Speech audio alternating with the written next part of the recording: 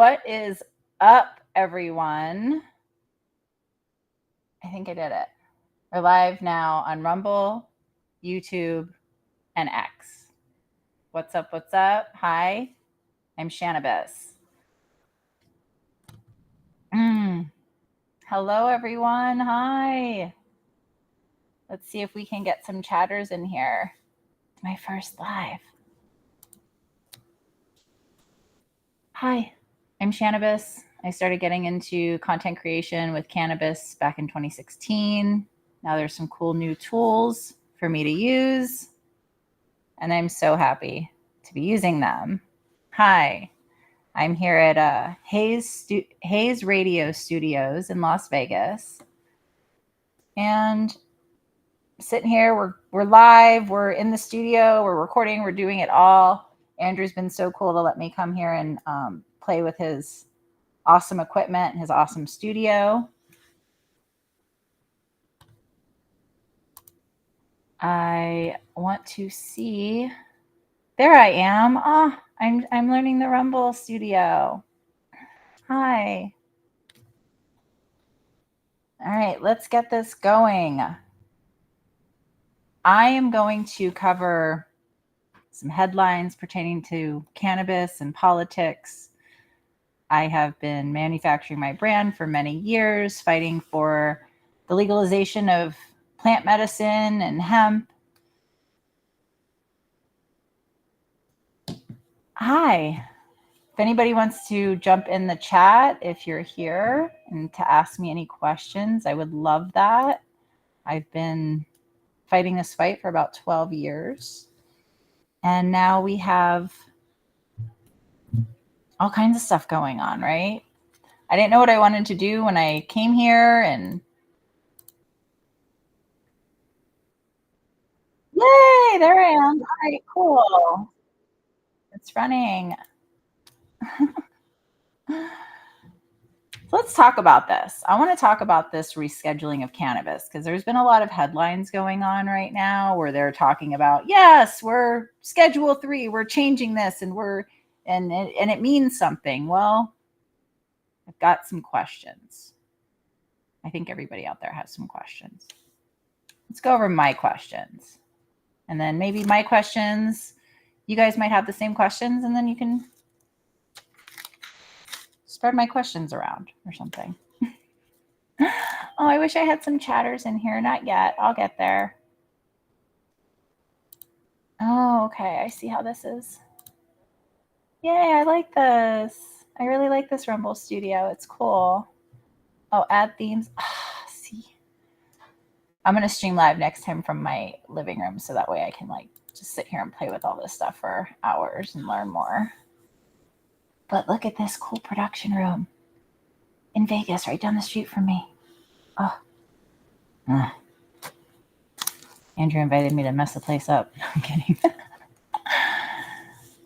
Let's see here. I have some questions about this rescheduling.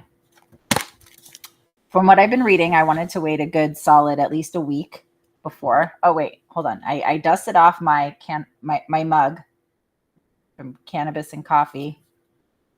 Cheers, Nelson. Hi, if you're out there. Me and Nelson were doing a little Cannabis and Coffee back in 2016-ish. I want to dig out that content creators video that we did, that little ad that we did. I'm sure he's got it. Nelson, if you got it, send it to me.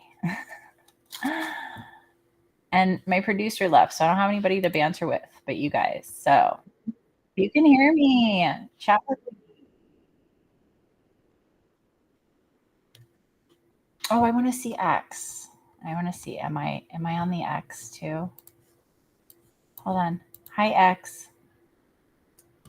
I do know if I'm live streaming on X and you want to chat with me, you actually have to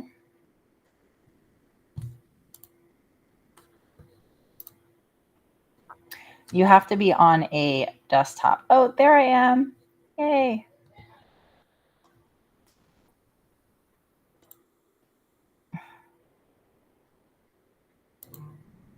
All right. see here. There we go.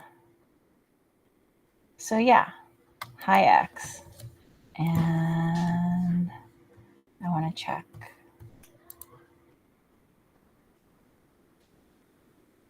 I'm not live on the tube.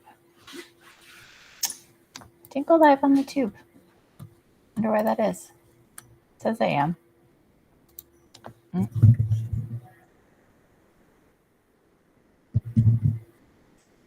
Oh wait, there it is. Sweet. Okay, cool. It's all working. Okay.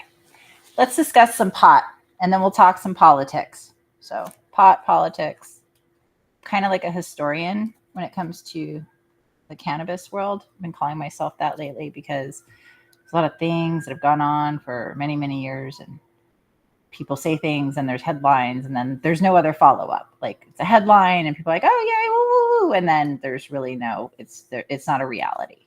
So let's see how much of reality this rescheduling of cannabis is. So some of my questions here. Let's see. Yeah. Okay. Number one thing. So this rescheduling, does this allow for anybody working at a dispensary, a grow facility, any employee that's, working hard, doing really well, they want to buy a house? Does this rescheduling mean they can get a loan? Are we going to be able, are banks going to be able to give the workers in the industry loans? Is that what this rescheduling does? So I want to know, does it give the workers loans? I actually wanted to have a lawyer come on here, and I reached out to a couple with, no response, because when I really started thinking about it, the fact is I could have the biggest lawyer on the planet here next to me, and unless they've studied the case law and all the regulation involving the rescheduling of cannabis going forward, they don't have any answers. Anybody could sit here with a law degree and not be able to answer any of these questions right now. Because the simple fact is, what does the rescheduling look like? And I wanted to wait at least a week, because if I waited at least a week, then that's when, the poop happens. You can sit back and watch, everybody like scurries out and everybody's all, yeah, and the hype. And then you give it a couple days, and then you see like information trickling out about this and that. Well, yeah, it's this, but no, because every 4 years for the last 12 years, this has happened. Every 4 years, sometimes 2 years with the political seasons. But I can tell you for a fact, at least 4 years for the last 12 years, probably longer, something comes out a few months before the election cycle, and somebody who's ever sitting in the House says, oh, we're going to do this, and this is going to be such a good thing, and we're going to, and they give this little crumb, and everybody says, oh yeah, they're going to be great for cannabis, they're going to be wonderful for cannabis, they're going to make all these changes, and none of it's happened, right? The exact same policies still exist that were around 10 years ago and 20 years ago and 50 years ago federally. State policies have changed, but not federally. We've also given a lot of money to politicians to make that happen for many years, haven't we? Getting a lot of money, support, all that. And they end up writing up some paperwork and going up and trying to get people to sign their pieces of paper. But unfortunately, I guess there's so many people that are so polarized that they can't even sit down at a meal together and discuss the information on the piece of paper to maybe get a signature. So, I mean, I want to know, out of the policymakers and all the things that have been supposed to happen over the course of at least 12 years, I want to know how many meetings they had. I want to know who they met with and what exactly they discussed. Because, I mean, did they have meetings? Was there a discussion, or did nobody even talk to each other because somebody was in this party and somebody was in that party? Everybody's just got to party together, man. Just got to party together.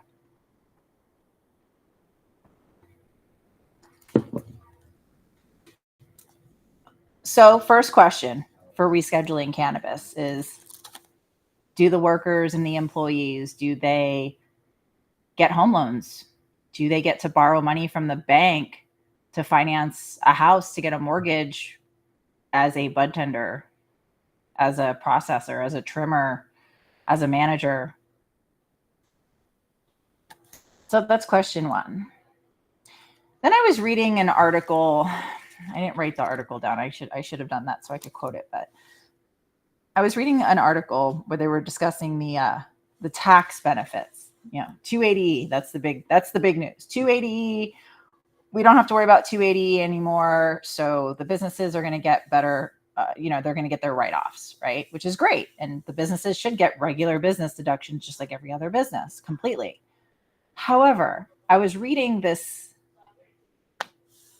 piece of content and it said, licensed cannabis companies. And then it went on to say, and the unlicensed cannabis companies. So when they say a licensed cannabis company will qualify to be able to not have to worry about 280E. Okay, cool. What license? Are they, as long as they're licensed by the state, the county? Now, patients, I'm going to say that. That's another one. So what license exactly do businesses have to carry? Because the licensing, it's so different from state to state, even from county to county. What constitutes? So, there's some states that still have only medical licensing, some states that have recreational too. So exactly what license is this that a business has to carry in order to get their proper tax deductions from 280E? Now let's go into, there's a good one. Mailing cannabis across state line. Do we think 280E, does that allow for the interstate commerce of cannabis? Does that allow me to sit here and talk about somebody's cannabis product and say, hey, here's the link right here if you want to check them out? And can you go there and order something and have it shipped to your house like wine? Can we buy it like wine? And then if we can buy cannabis like wine because of rescheduling of 280E, then does it really fall under a Schedule 3?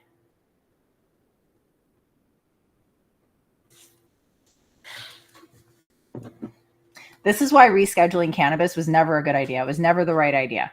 This move only puts it right into the hands of the pharmaceutical companies, because all they have to say is you got to grow it a certain way or package it a certain way, or you need this certain specific license to continue to do business to be able to compete with all the people that are going to get the same benefits as you. So again, does this rescheduling of 280E, and I'm asking the lawyers out there, because again, the lawyers interpret the law, but if there's no law or regulation that exists right now, there's nothing for them to interpret. So does this also mean that anybody can just open up a business right now and grow under a patient license in one state and be a business now too? Does the patient organization license, like it helped the whole industry get established in the first place from state to state, and then some states forgot about patients? A lot of states did. Nevada did. So what exactly constitutes a licensed business federally yet? We don't know that, right? Now, what team is actually drafting these policies? Do we know that? What team and budget has been put together to draft the regulation, policy, whatever you want to call it, to make all this happen? So what does Schedule 3 mean? Because if it doesn't help workers get bank loans, and then, here we go again.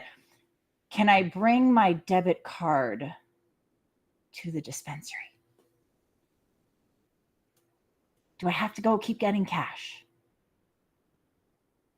Does this mean that I can use my debit card to buy cannabis? Does Schedule 3 allow us to do that?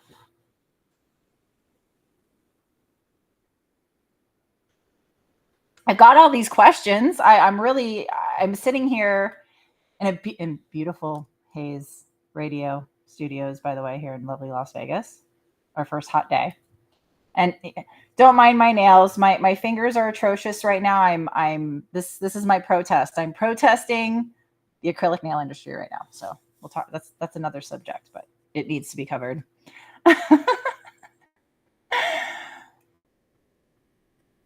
So questions for rescheduling cannabis. What does all this mean? It's got a lot of headlines. It's got a lot of traction. It's got everybody was talking about it.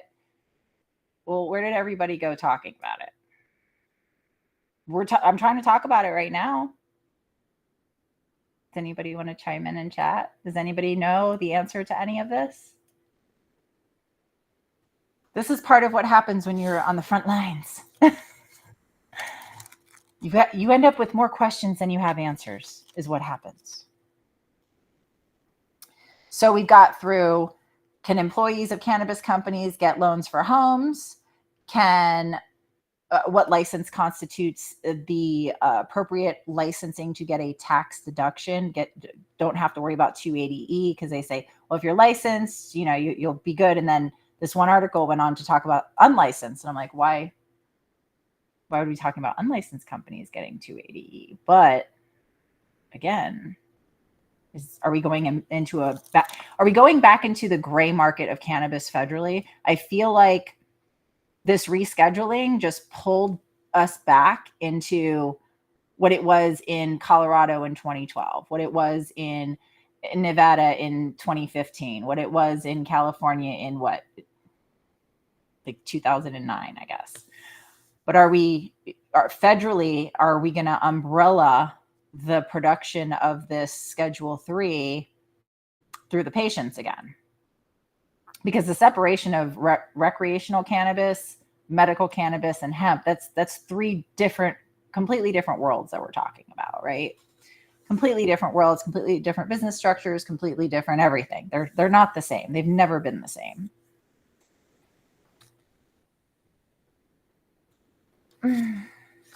Okay, again, here we go. So if we are going to use a patient structure again, what about patients making donations across state line? Because there's some people that make some amazing medicine in one state because they get, certain qualities and certain, grow mediums, and there's a million different things that go into that final product of cannabis. Million different things. So does this mean patients can be on the forefront of the research of cannabis as medicine again, but actually do it right this time and not forget about the patient?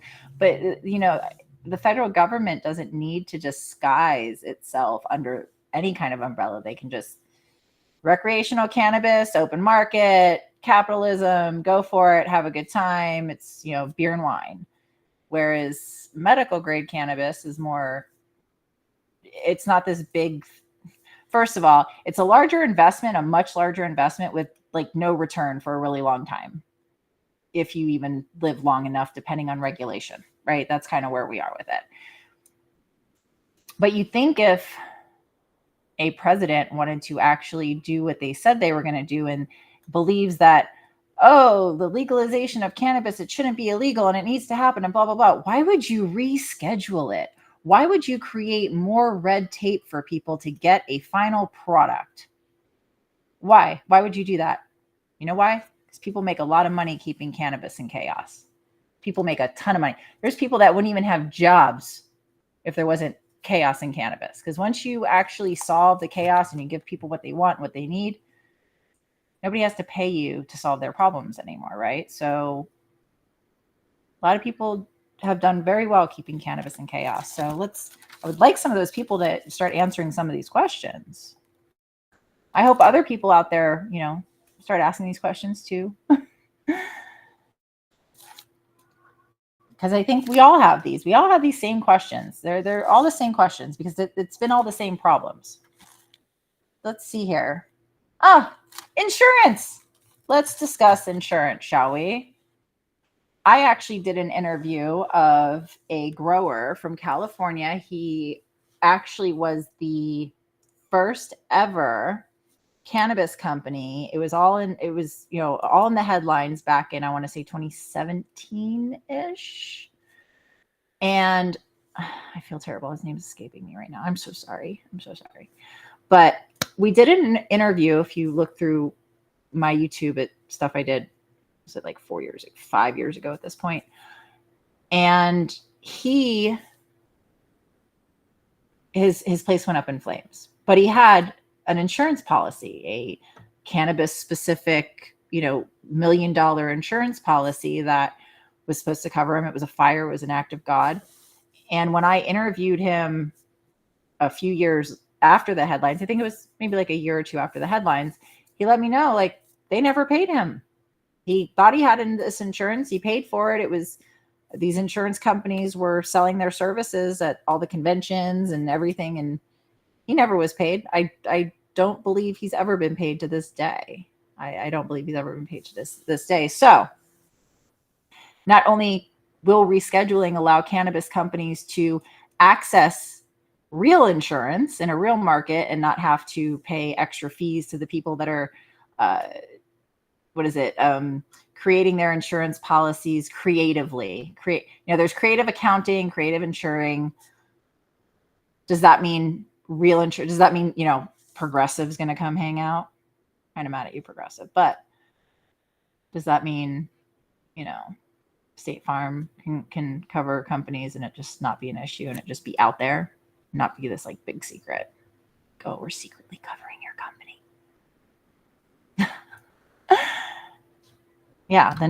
Good luck trying to get paid. Good luck trying to get paid and then get the headlines. The headlines you get because it's like, oh, well, this happened and that happened. Yeah, good luck getting that same traction when you have to let people know how everything ended up. I mean, look at Lahaina, Hawaii, right? Look where Lahaina's at. Nobody talks about them. Hi, Hawaii. Love you, with you. Hopefully I can see you one day. Now, these insurance companies. So is there going to be insurance for the cannabis industry? So that's pretty much, I would say, the majority of my questions. I wish I had more chatters in here that could ask some questions and join in, but I'm not cool yet. I'm trying to get cool. I hang out with the cool people.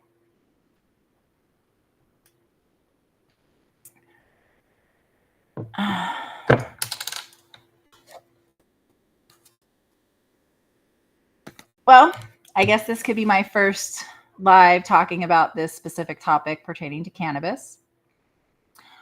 I also recently, well, can't really say recently, but this entire process of being a cannabis activist, advocate, all these years and doing this, I hate politics. I never really cared about politics until realized you need to deal in politics in order to get the people what they need. So then I got on my train for politics and learning local politics regarding regulations, setting up businesses in a over-regulated marketplace. I learned a lot about that. It's great knowledge. Met a lot of people, a lot of cool people. Some people I thought were cool, not so much. I'm sure there's a lot more cool people out there that I haven't met yet. So hi, if I haven't met you. What's up, cool people? So now I'm involved in politics, and anybody that knows me, when I start something, I feel like go all in. I was born of a gambling man. I go all in on stuff. I don't know if it's good or bad. I haven't figured it out yet, but I am a huge supporter. I nominated him for my president via Instagram back in 2020. those of you that don't already know, I'm a big supporter of Robert F. Kennedy Jr. and Nicole Shanahan. I believe if we do not have them as our next White House, if we do not have Bobby Kennedy as our next president, not much is going to change. But either of the other gentlemen's just going to spend more money faster while the fact that us as Americans have been pushed with just those two people down our throats is insane. It's insanity.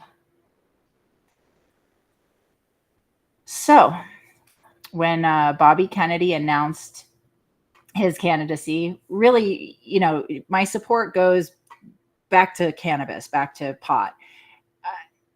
Nobody has ever talked about doing something like healing centers. Nobody talks about the toxic food that we have. Nobody talks about polystyrofoam. Hi, my friends.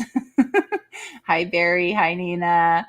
Those of you that know me know that back in 2017, 2018, I was completely advocating. I would go to a restaurant, and if their takeout packaging was polystyrofoam, I would make sure I could order something that if I was going to take some of it home, I asked them to get me some aluminum foil and wrap my food. And I banned polystyrofoam in my life. This was, 17, 18, 19. I was trying to make a good impact, right? If everybody did that, it would make a huge impact. Well, then COVID happened and people started throwing their masks and gloves all over the ground. So I started really not caring so much about that. But I am so happy to see everybody discussing that now. I'm very happy to see all the people on social media discussing the poison in much of what we consume. And going back to cannabis again, I had learned for many years through my advocacy that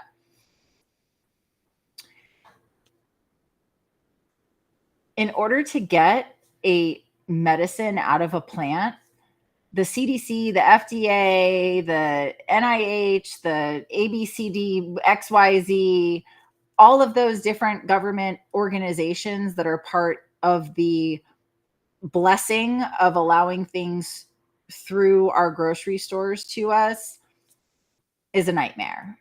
It has to be restructured for cannabis to be what it can be. All of that has to be restructured. And I knew that before COVID. I knew that years ago.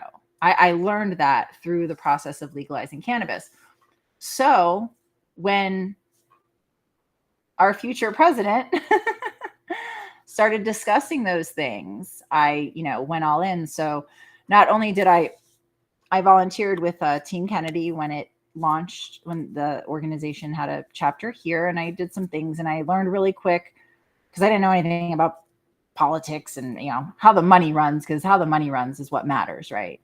So what I did know is that, well, if you have a PAC, if you have a licensed PAC, you can accept donations and you can use those donations for advertising. You can use those donations to help a political candidate all you want to, right?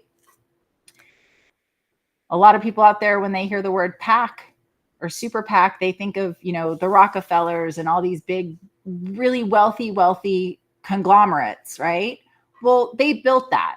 They did that within themselves. But what a PAC is, anybody can create one. It's a political action committee. Any person or group of people can choose to take political action. It doesn't cost much. You have to register in Nevada as a business, so you got to get a business license. So it costs more here than most places when it comes to regulatory things like having a business. But it's just, a little blood, sweat, and tears. It's not rocket science. So anybody can decide to take political action. So my craziness, that's what I did. I formed the LLC and I formed the PAC with, a couple small local donors. And here we are. The Venus PAC is a super PAC dedicated to getting Bobby Kennedy and Nicole Shanahan in the White House for the betterment of all of us. Cannabis, when I started checking out Rumble, there's a lot of big influencers and micro influencers supporting mostly Trump, not really Biden. Biden's not really getting a lot of support. I mean, listen, if you don't do nothing, you don't get much. That's what I know. That's the simplest way I know about life. If you don't do much, you don't get much. So I don't know. I don't know what they done lost their mind. They didn't throw support behind Kennedy immediately. The Democratic Party lost its mind. Anyway, so politics. We've got a little tiny bit of money left in the PAC. So what I do want to do, what I think I'm going to do, I'm making plans, brewing. Got a little bit, because again, it's just local donors. I'm not some multi-million-dollar super PAC. Again, you don't have to be. Anybody can take political action. It's a way for you to be able to take charge with donors that want to support a candidate more than because fun fact, if you didn't know this, every American business, any person can only donate up to $6,600 to a candidate. That's it. You're maxed out. It doesn't matter. So there's people that can go above and beyond that want to take action and want to do things. So, the opportunity's there. And, Bobby had a support from a huge group, the biggest PAC that he has. But, the guy that founded it is more on the Republican side, which is fine. That's where he came from. That's, where he got his chops. But we're independent. And I'm, come from the Democratic side. I'm a delusioned Democrat, right?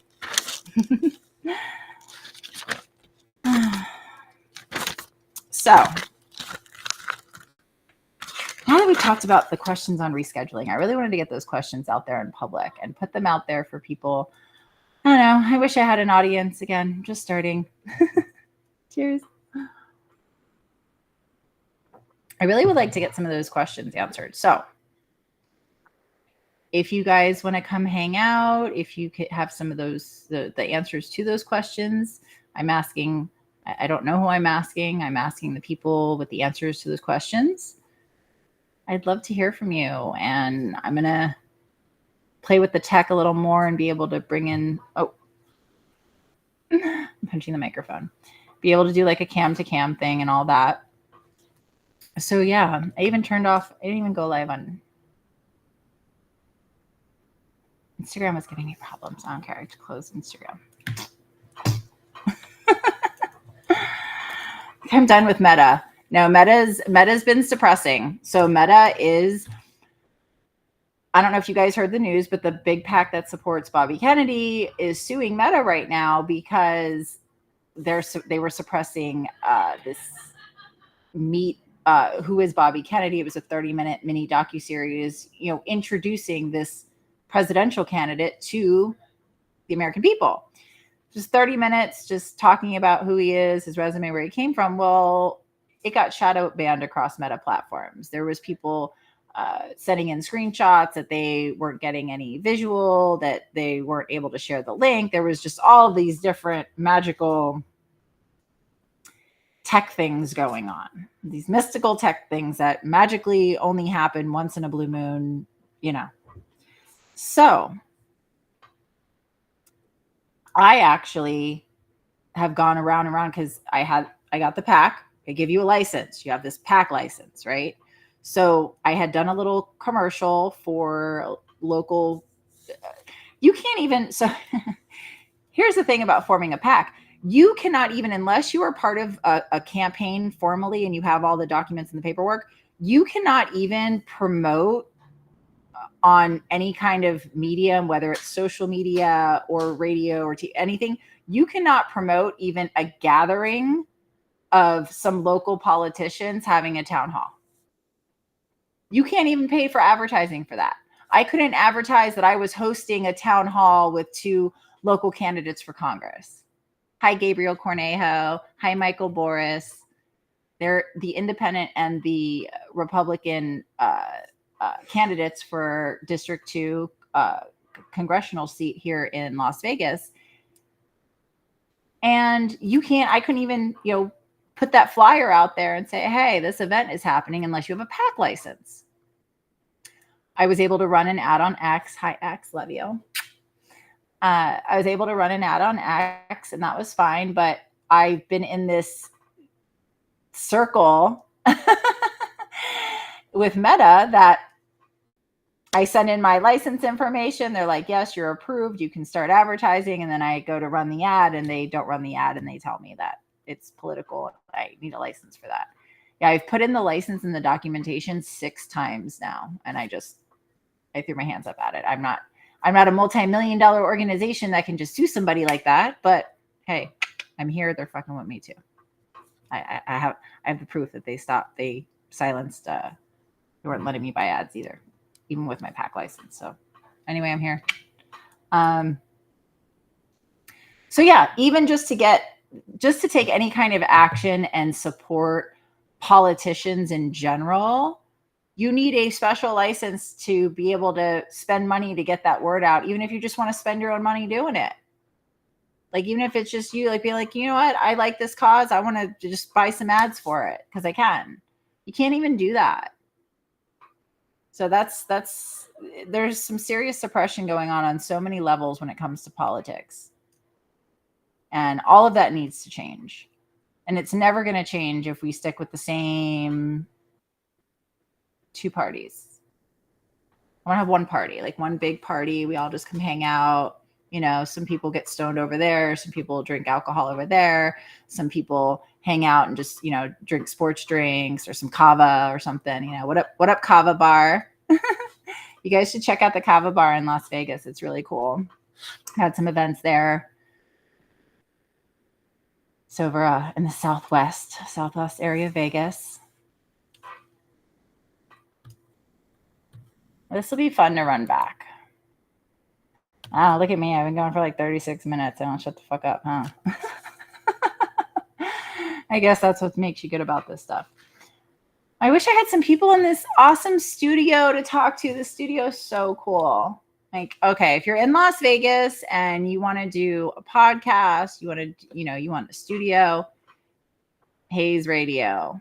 So nice. I wish I can't turn the camera around because it'll knock off because it's sensitive, but over there they have like the like little store area. It could be like a kind of smoke shop. It's a gorgeous, like, bongs and pipes all around me. I love it. I like that. That's cool. Bongs and pipes everywhere.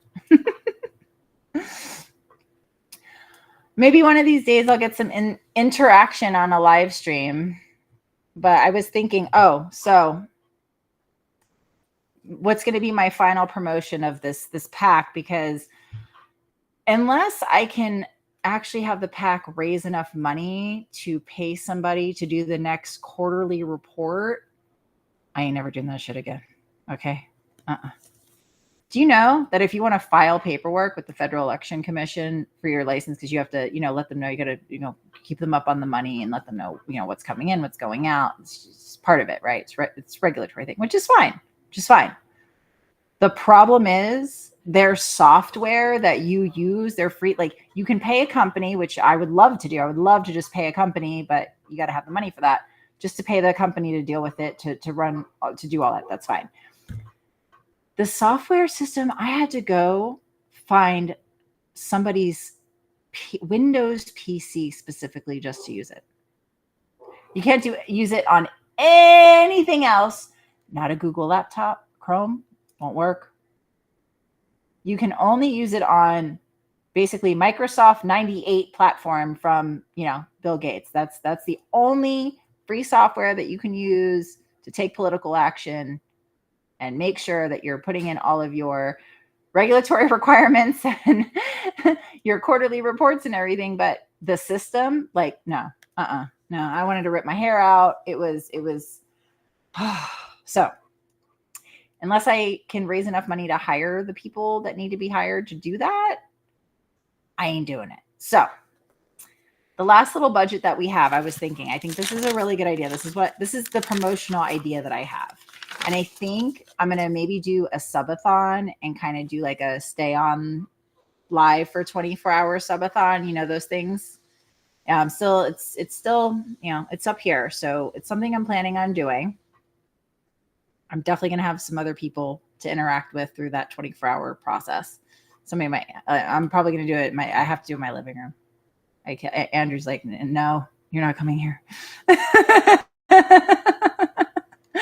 But yeah, I want to do a 24-hour subathon, and we'll raise money for the pack on here, on all the streams.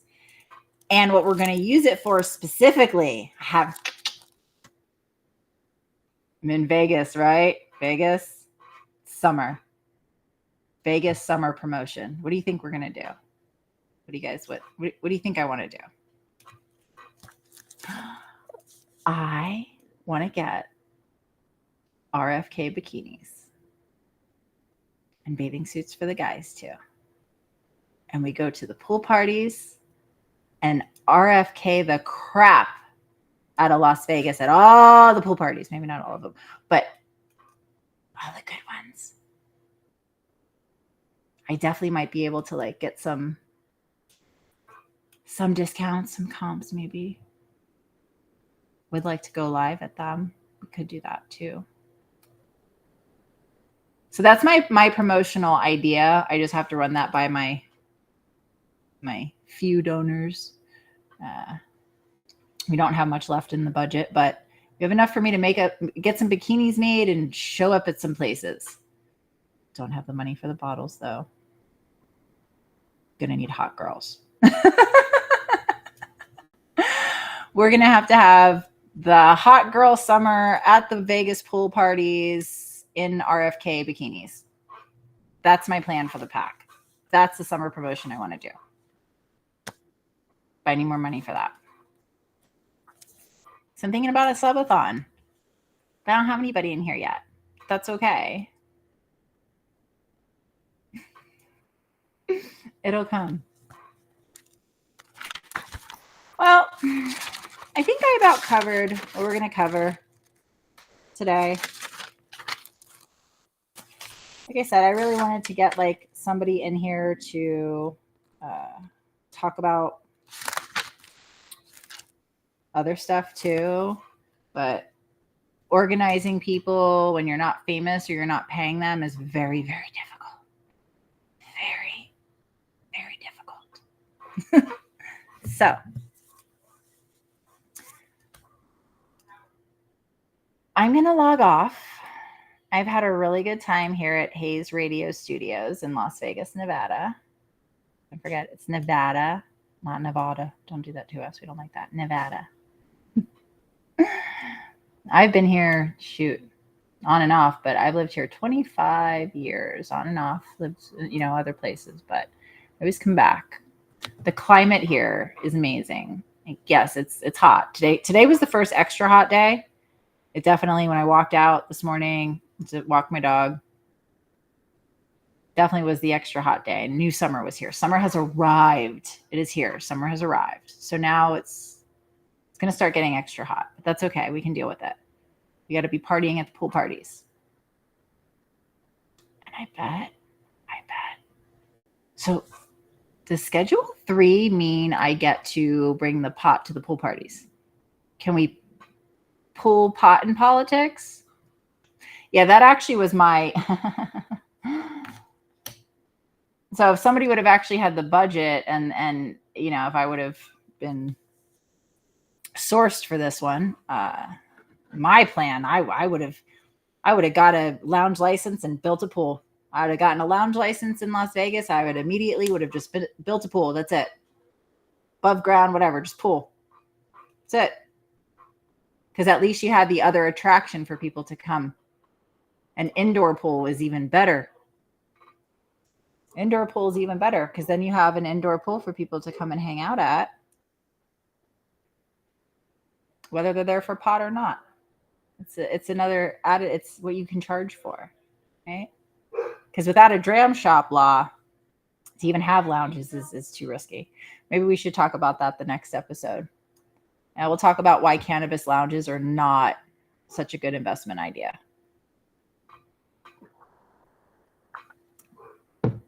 It always should have been attached to a promoter's license because then the promoter can go and bring new business back to those venues that are already dying and they need new business. So they use the pot parties or the cannabis parties to bring business to those already existing businesses that have been around a long time and they have empty buildings.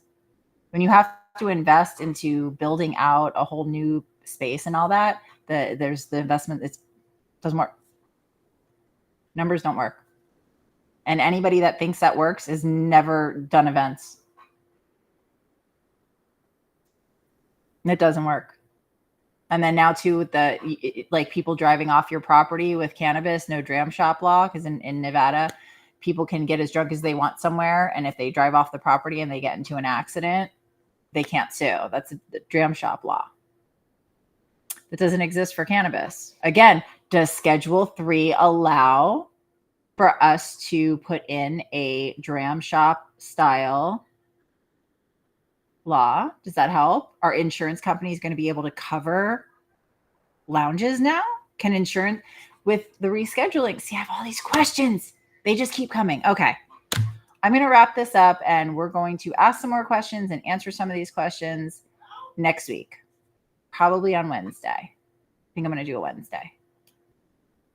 Hope everyone has a good one. Thank you, Hayes Radio, for having me at your beautiful studio. Bye, Rumble. Bye, X. Bye, YouTube. Have a good one.